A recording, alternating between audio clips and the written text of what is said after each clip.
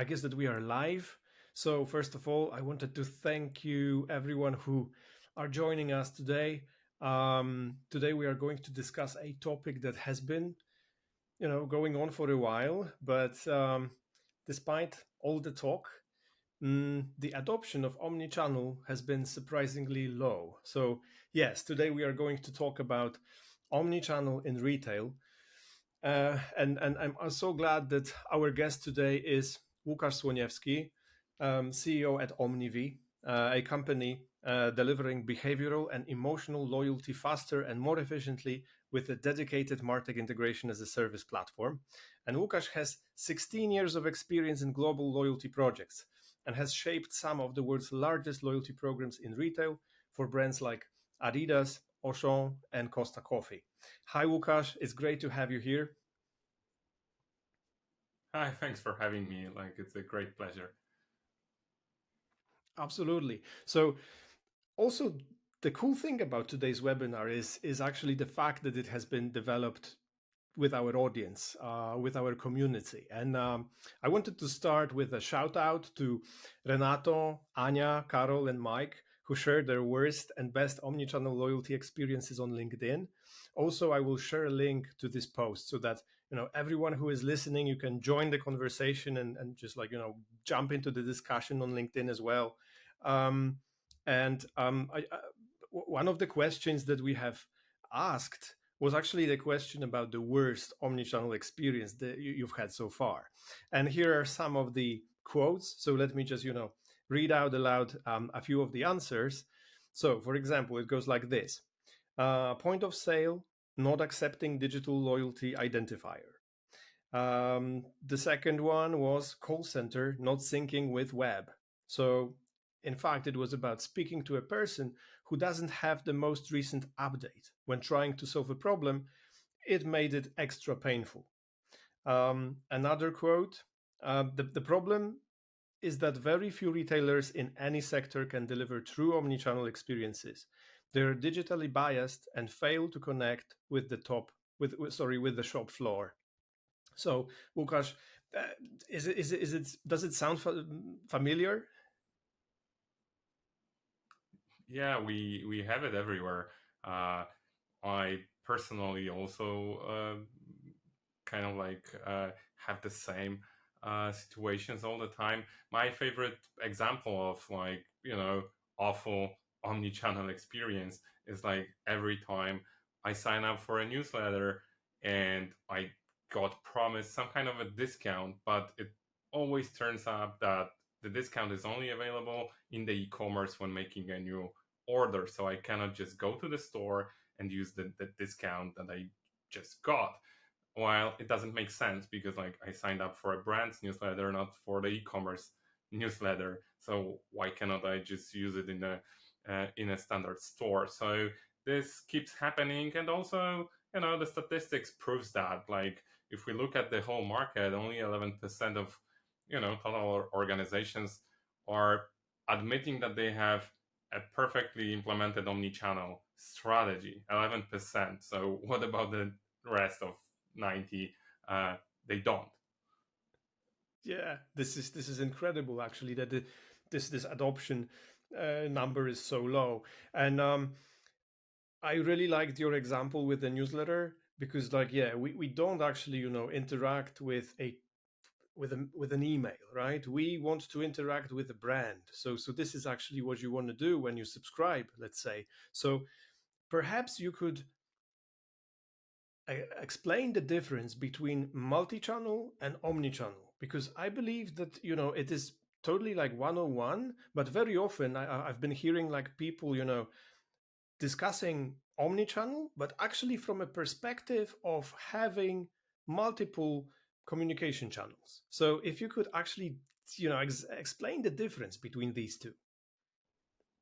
Yeah, sure. Because like that's the main issue that like retailers, especially retailers, um, they are introducing multiple channels, but this is not necessarily the omni-channel. That's why we are hearing that kind of naming for a long time, while the adoption of omni-channel is pretty low, because what do we have right now is multi-channel. Multi-channel is all about adding new channel to the rotation. So basically, being able to increase the reach among the people who are using new channels. So, like long time ago, retailers based their business on the retail stores.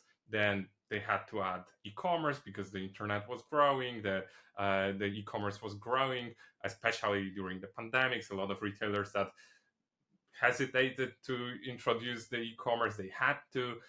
Then obviously the sales through social media, Instagram, other platforms, TikTok right now, it's like those new channels were appearing. Their popularity grew, so the retailers decided to add that new channel for the clients so they can buy through it. So the goal was to increase the reach, but all those channels were introduced independently from each other, which basically, like it created a new team with completely new set of technologies that was growing also fast, because if you introduce something at the very beginning, those tools are not very mature. The existing tools doesn't support those new channels, so you have to do it this way. But at the end, you end up with all those channels, all those teams, that are not really working together. So the data is siloed, it's disjoint, and as a result, you obviously have more clients, because like those who wants to buy online buy online, those who wants to go to store, they go to store. But it's not really well connected. So the omni-channel is when you already have that multi-channel, are you able to move people across those channels very seamlessly? So are they able to start their journey in the internet, browsing through your products, maybe adding them to the wish list, and then easily continue that shopping experience when they enter the store? So could they just ask to, bring those products that I have in my wish list to a changing room? Would that be great? So the goal here is not about adding more channels. It's more about connecting those channels for the consistent seamless experience. So the key here is to have the unified customer view, be able to capture that complete customer journey across different channels. And the result, the end goal of it, is obviously to make sure that those clients are happy when they are interacting with you, that the whole journey is seamless, because then they are satisfied. When you have a satisfied client, they will come back, they will recommend your brand, so they become truly loyal customers. Awesome.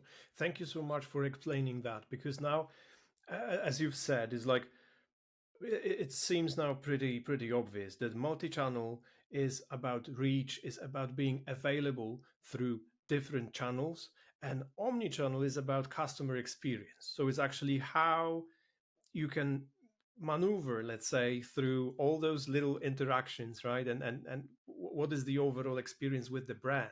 So this is great. So I wanted to ask you about the brands that are doing it right. If you could give us an example of a company that actually, is there and belongs to this 11% of companies who are doing the omnichannel right. Sure, sure. So the one of my favorite examples is a brand that I was working on their loyalty strategy for multiple years, and it's Costa Coffee. They're very good at that.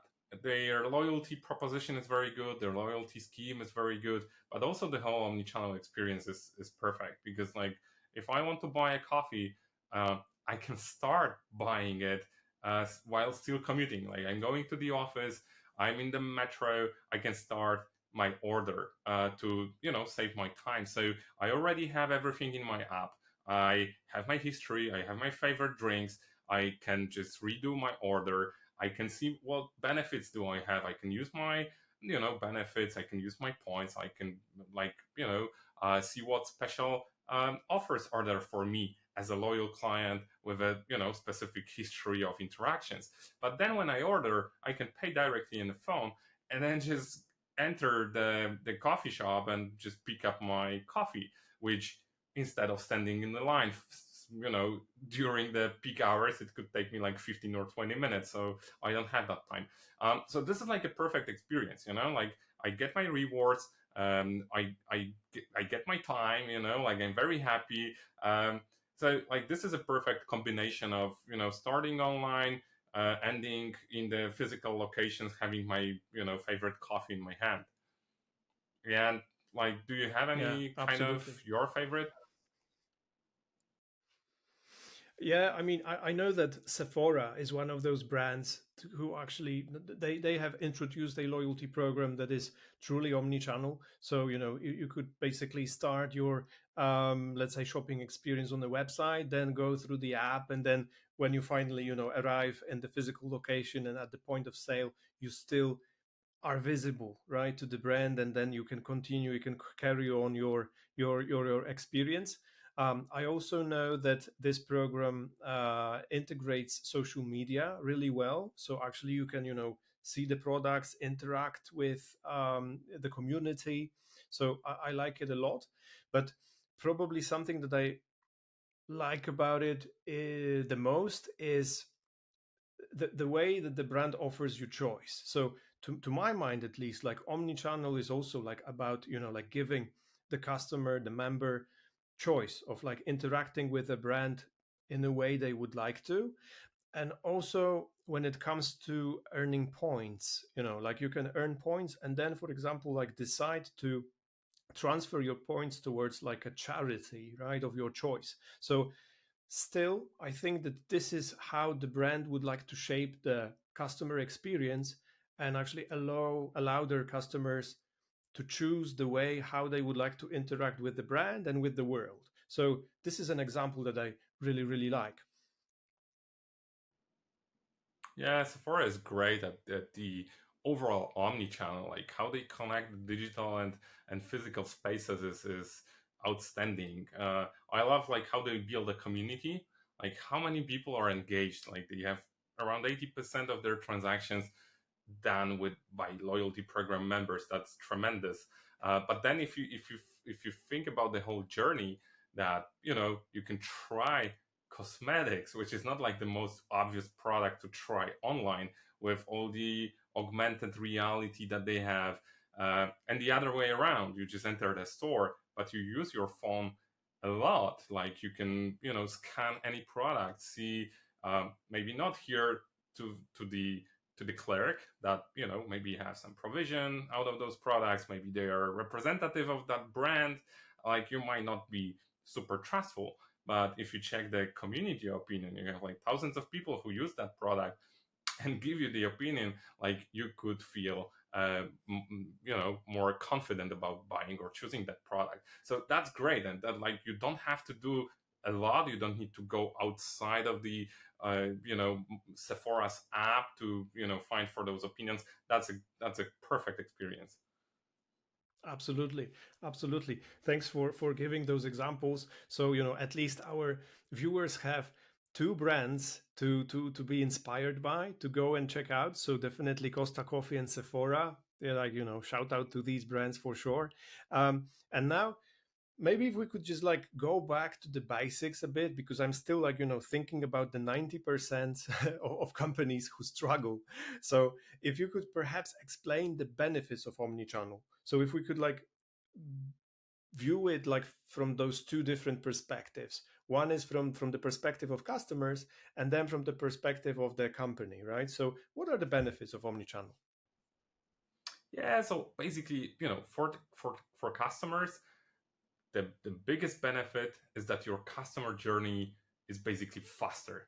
It's more convenient, because when you can just continue your buying journey in a new channel, but from the moment you left it last time, it's so much easier. And the convenience is a key today.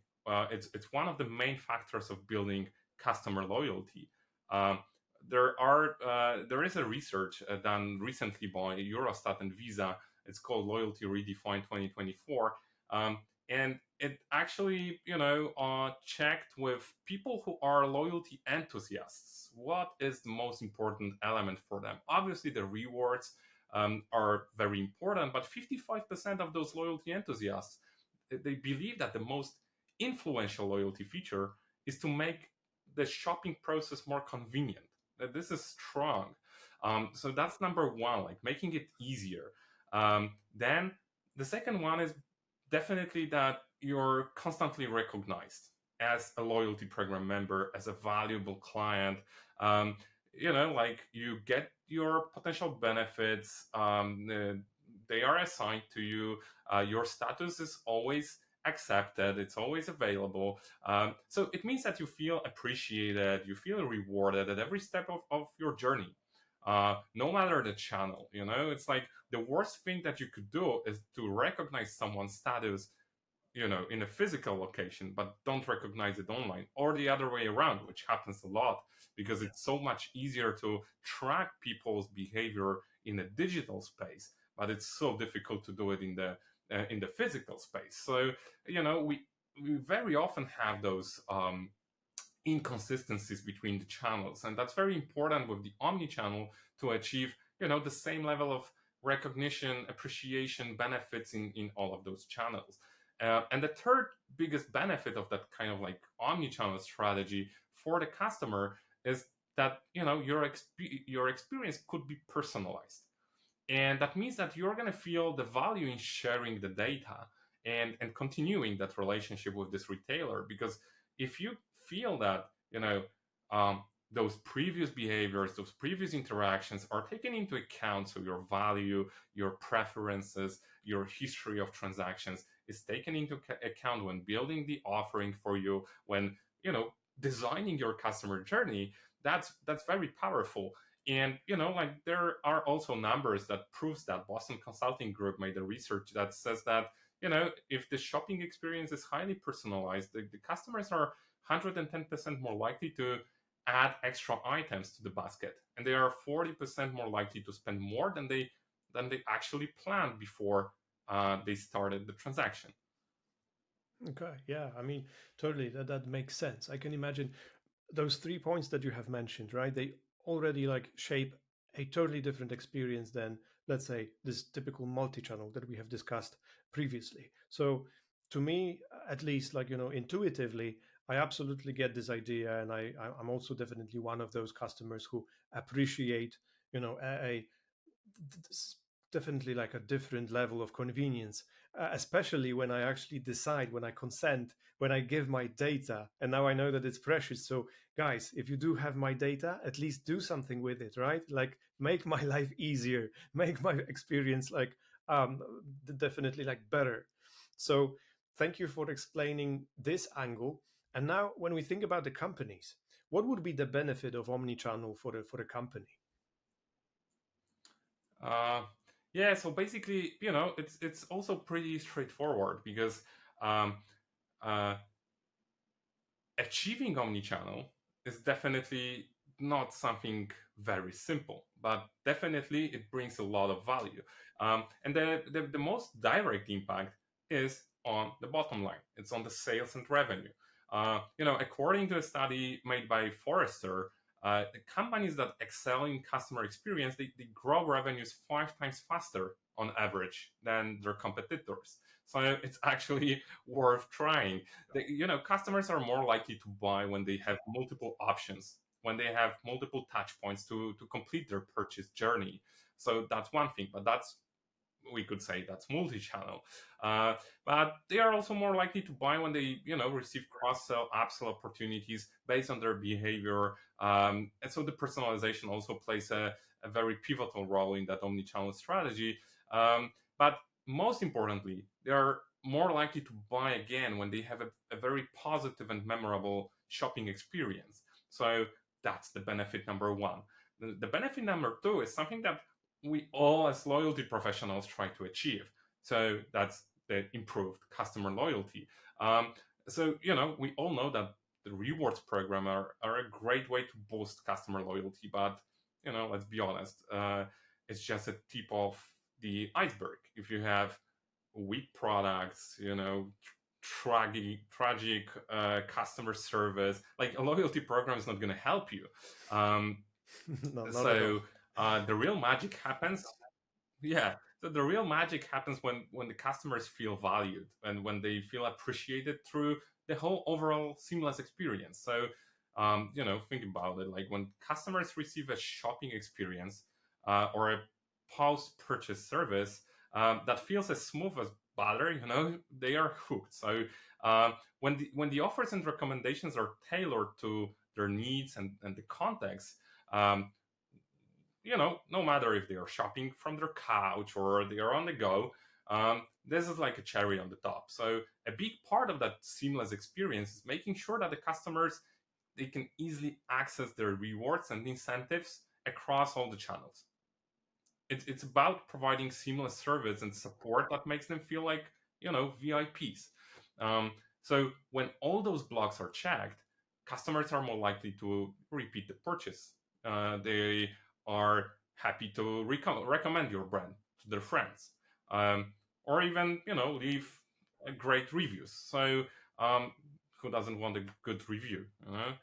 So in a nutshell, like yeah, reward programs are important, but creating those seamless, personalized experiences is what truly makes customer feel valued and keeps them coming back.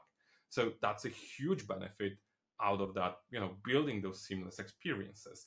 So we have number two, and the number three, I would say like that's overally allowing you to use the data more efficiently. You have more quality data, it means smarter decisions, better investments, so you can better plan your product strategy, your marketing operations, your like basically any area of your operations, because you just know not only what those clients are doing in a certain channel, but how they are actually behaving and going through the whole journey.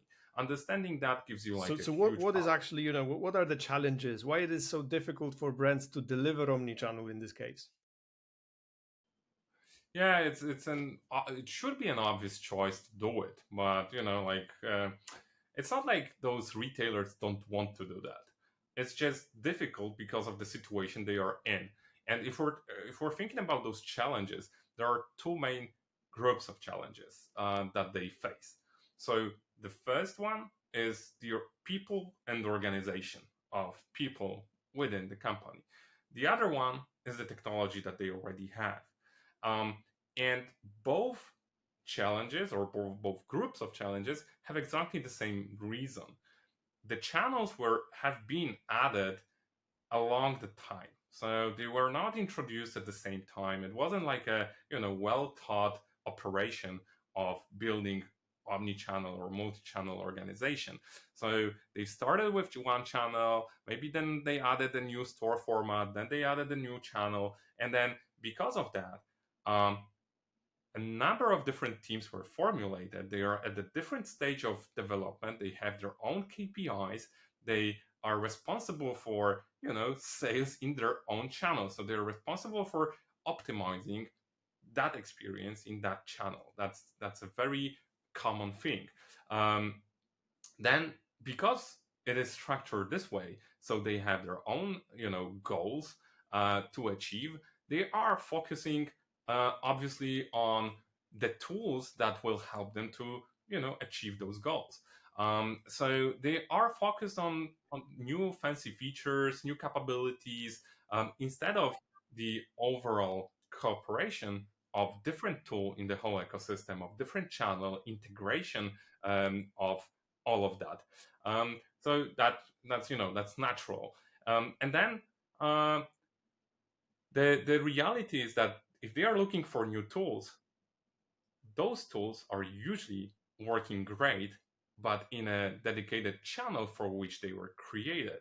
So, and right now, majority of a new Martech is built for digital, uh, because it's so much easier to collect data, to work with that data. That's clear. But what about the majority of the business, which is a retail business, the physical locations? So this is also creating another type of um, uh, issues. And then, so like there's a lack of control when buying new tools, and then as a result, I've seen recently some statistics by Gartner, I believe, that you know the teams are usually using not more than 30% of their tools capabilities. So they are paying for a lot of features that they are, because it's just too complex. Um, and this is people and their choices. But then it at the end, what it generates is the situation that you have a lot of systems very siloed. The data is siloed. The data ownership is not clear. So you have a number of separate systems for in-store, online, mobile channels, social media, and so on. The biggest issue with that is, um, first of all, we have that siloed data. Second of all, we have a very unclear separation of roles. So we don't know exactly which system should be responsible for doing what. Right now, every single system is going to be responsible for personalization. Every team will have to send emails. Um, should their systems send those emails, or should one system send emails? Like, this is very unclear, you know? Um, then they need to face very often with some legacy technology. Some of those channels are very old. Some of the systems that are used are very old. They don't communicate that well. So some of the teams are going to say, like, why would we care about integrating with something that is from Middle Ages? Like, our tools are great. They are API first. They are cloud based. Like, we are far ahead. Like, we're not going to be talking to those, you know, guys from whatever age. And then the system integration is also not that simple. This is like, the teams don't have a good understanding, good practices of how to connect all of that. They don't know, like, which functions should they take, which not. Now, that's actually why OmniV is there, to support in those kind of discussions, to support in that architecting the whole loyalty and marketing stack to make it efficient. So, at the end, that's the biggest issue, and that's the main reason why those omni-channel experiences are so difficult to achieve. It's not like someone doesn't want to do that. Everyone is aware that it should be this way, but to achieve that, it requires a good approach, a specific role that is kind of like overlooking the whole marketing technology, and also a very good central role of a loyalty engine in that whole setup, because that facilitates a lot the implementation of omnichannel. Mm. Thank you so much for going into details on that, because now, yeah, clearly, um, it just takes a lot of effort, because, yeah, as you've discussed all of those aspects, now it seems that it's a major shift in the way we organize processes, how we think, right, about organizing individual teams, and I guess that, we've all had experience with really efficient teams, but only focused on their own specific KPIs. And then you have this, interesting choice, like, okay, should we be even more efficient, and should we, like, nail those KPIs, or should we look for ways to align?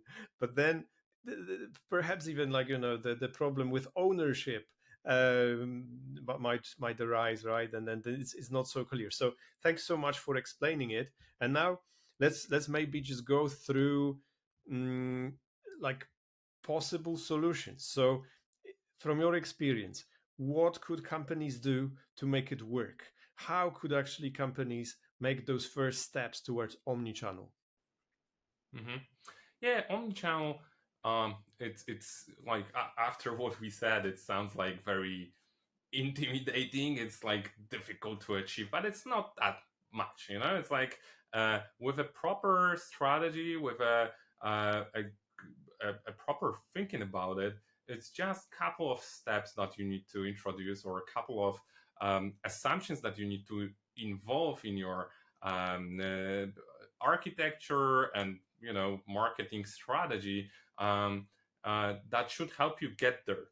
And there are five of the main steps that you need to take into account or enable. First of all, you need to make sure that you are able to collect high quality data about how customers behave in all of the channels. And actually, here, a loyalty program is a great catalyst for that. It's a great support for introducing that omnichannel strategy, because it greatly helps to collect high quality data. Then another step, so if you already know how those people are acting in those channels, you should be able to offer them a very unified promotion strategy. So they need to be sure that wherever they go, whatever channel they are using, they are going to get exactly the same treatment, exactly the same offer, and benefit. That's crucial. If you have inconsistency here, you're going to lose those clients immediately. And here again, a loyalty could play a great role in that. And then we have, you need to offer the consistent messaging. That's a big issue. That's one of the biggest issues among majority of the companies, because every single functional team requires to send some communication. Usually they all have their own tools for sending out the communication. That's why also a lot of tools that are not dedicated to do that, like loyalty systems, they build, the capabilities to send out messages, because just to make sure that the team has their own built-in capability. But that's not the way it should be done, because like then you have a very big inconsistency, because the loyalty team is going to build some messaging with their templates, with their triggers and so on, completely independently from other teams. So this is not the way we should do that. Then the customer experience, and especially personalization right now, majority of the tools in martech are saying we're doing personalization, we're going to help you with that using AI. But if 10 different systems are doing that, clients are going to get 10 different personalization approaches. So you need to make a decision who's going to do that. My recommendation is Yeah. not the loyalty tool, because that's the loyalty tool should manage your loyalty program. And then the seamless switch between online and offline channels. This is more the challenge for commerce teams. To make sure that you're able to very quickly, easily move around different channels. This is all about the order management systems, commerce tools, and so on. So having those five, offering those five elements to your clients means they are going to be happy. They are going to feel like they have that seamless experience. So it's a lot of work, but doable. Yeah, and I really loved your example with 10 different tools personalizing experience for the same customer. So actually, competing on that, it's true that if you are not aligned in this situation, then you can actually create a nightmare of an experience for your customers. So definitely you should avoid that, right? But because we both focus on technology very often when it comes to loyalty, I also wanted to ask you about the typical like a role of a loyalty engine in Martech that is designed for omnichannel. So if you could perhaps now, based on the business perspective and the process perspective that you have shared, if you could also give us a bit of more detail on the role of a loyalty engine in the whole omnichannel Martech. Yeah, so we have those two aspects in which loyalty could, play a significant role. So we should assume that a loyalty program could be a central point, a catalyst for the organization transformation into omni-channel direction. So we have the first element, which is improving the quality of the data that we collect. The worst thing you can offer to your customers is that inconsistent experience, and this is going to be usually coming from you not knowing that the clients are actually interacting with you in a certain channel. So as I already mentioned, with online channels, collecting the data is easier. I'm not going to say very easy, but it's easier. But the capability of the tools to actually recognize if this is exactly the same client, that those are limited. So, uh, they have options. Obviously, they can register, open an account. They could order something as a guest. We might combine this data because there's some email, there's some phone number. Obviously, we can do that. Maybe even like the last 4 digits of a credit card that you use. But that's difficult, and that only works for digital, because if you have your retail spaces, how are you, like, are you gonna ask people like what's your name, what's your phone number? That's never gonna work. So actually the loyalty program is a great structure to start collecting data and move that responsibility for recognizing themselves, the clients in the channels, uh, to them by rewarding them for that. So, uh, you know, you as a loyalty program manager, as the owner of a loyalty, uh, if anyone asks you, like, do we really need that loyalty? What does it bring to the organization? You don't need to worry about it. You don't need to think of, okay, what's the ROI of my campaigns? No, you're bringing a lot of valuable data that the whole company stands on. If we're thinking about the retail right now, every retailer is a technology company. It's a data company. Like, the more information about the behavior of your clients you have, the better you can adjust, the better you can formulate your strategy. So yeah, you're not generating costs by giving rewards. You're bringing a tremendous value to the company because you're showing to the company how your clients are behaving.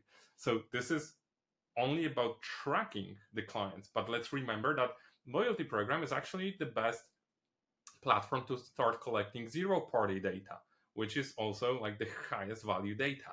Asking people for their preferences, asking them to join um, some surveys, answer the questions, be a part of community that give opinion about new products. Like, you can engage those people, you can learn from them. This is like a great opportunity. And then you could also very easily incentivize people for actually trying new channels, for adopting those new channels, improving their omni-channel experience. Because if someone is just going to store or only buying online, we might try to build some kind of challenges, some kind of campaigns that would actually encourage them to try other channels. Like, you just bought something in store, you get a coupon you can use online. So this is also like promoting that. And obviously, all of that data is a fuel for personalization. We know that we need to get there. The future of omnichannel is like ultra personalized experience. So you need that data, and you need that data to be high quality. So this is like one of the biggest benefits of having a loyalty program that is very well connected to other systems in your organization. That's the entry point for bringing any kind of omnichannel experience to your client. Perfect. And now I understand that obviously, like, proving ROI is a huge part of it. But then, as you've described, the quality of data and actually this regular inflow of data is already a massive benefit. And then, obviously, like, if we think about a company that is actively moving from multi-channel towards omni-channel, now this context is huge. Suddenly, like, your loyalty initiative becomes a hub of transformation, right? Or like this digital transformation from, let's say, multi-channel towards omni-channel. So thank you so much for explaining that. Is there any other aspect of technology that you would also like point out here? Yeah, definitely. And like, I know that the data quality is a strong one, but I don't know if the second one isn't even stronger, because I already mentioned that one of the biggest issues, and even if we come back to our community problems that they had with omnichannel, it was all about, I cannot use my reward in a specific channel. I cannot use my coupon in a specific channel. That's the worst experience that you can offer to your clients. So if I'm a customer, and especially a loyal customer, and I get a newsletter that tells me, you can buy strawberries for €5, uh, I expect that I'm going to be able to buy those strawberries for €5, no matter if that's a supermarket, if that's a proximity store, if that's a drive, or if that's an e-commerce. If my retailer has multiple store formats, I'm still the same customer. It's still the same brand. They need to ensure that I get the same level of treatment everywhere. So that's the one of the main um, elements of introducing omni-channel experience, and like that has to be guaranteed. So majority of loyalty projects that I was working on with large retailers was actually treating implementation of a new loyalty engine, new loyalty technology as a chance to unify the whole promotional strategy.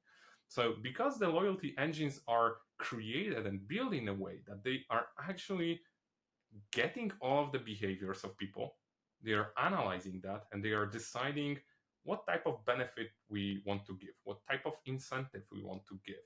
It's a perfect tool for actually centralizing the logic of promotions across all of the channels. Because why would we, define those promotions in those transactional channels? Why would I build the promotion in the POS independently in my e-commerce, in my mobile commerce? Well, I can do it in a single system and just say, okay, if that's a client, if they have this specific status, if they use that specific coupon number, I want to give that specific incentive. Like maybe it's a price, maybe it's a discount, maybe those are points, whatever I want.